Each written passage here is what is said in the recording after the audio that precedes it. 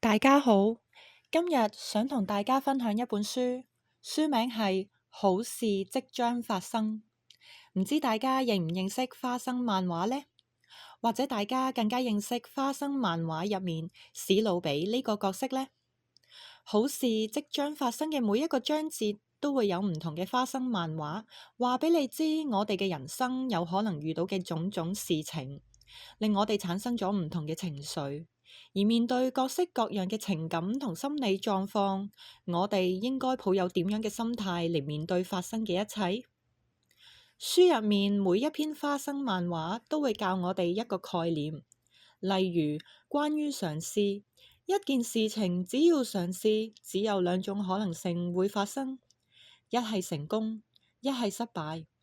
既然有機會失敗，甚至有啲事情明明知道必然會失敗，點解我哋仍然要去嘗試？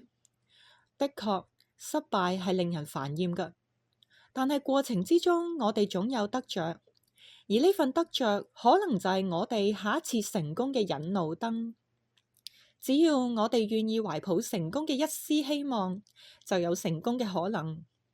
而漫畫話咗俾我哋知，只要成功過一次，就會想成功第二次、第三次，並且希望以後嘅每一次都能夠成功。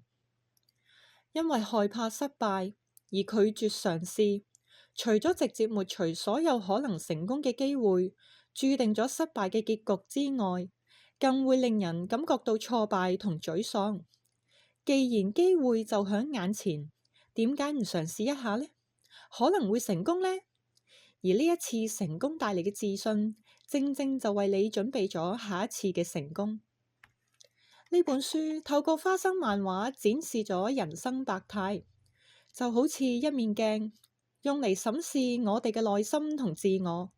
幫助我哋更容易理解人性嘅弱點，用簡單易明嘅方法嚟鼓勵我哋包容自己人生嘅起起落落。雖然人生不盡人意，亦都會遇到挫敗，但係只要我哋願意用唔同嘅角度看待並且包容自己唔同嘅情感，積極咁樣面對所遇到嘅一切，堅毅前行，固守本心，好事即將發生。